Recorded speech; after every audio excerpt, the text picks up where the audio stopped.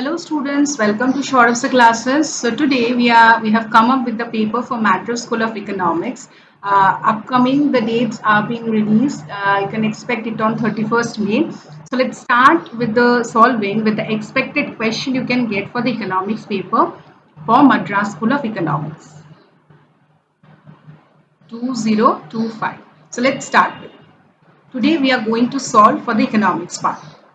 So here your first question is consider the demand curve of the form Q is equals to A minus 2BP, and if A is a positive real number and B is 0, then demand will be what? Will it be completely inelastic but not completely, unit elastic, or elastic but not infinitely? So if we solve, we can see that we are being given the demand curve Q equals to A minus 2BP. So here A is greater than 0 and B is equals to 0. Okay. So if B is equals to 0, then Q will be what? A minus 20P. That is A. So now the quantity demanded Q, as you can see, is constant. It does not depends on price.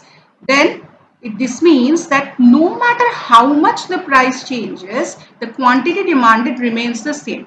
So from this, what we understand that change in price leads to no change in quantity. So change in price leads to no change in quantity.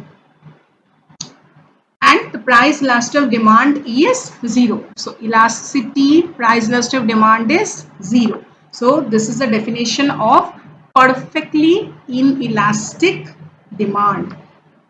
So it is completely inelastic.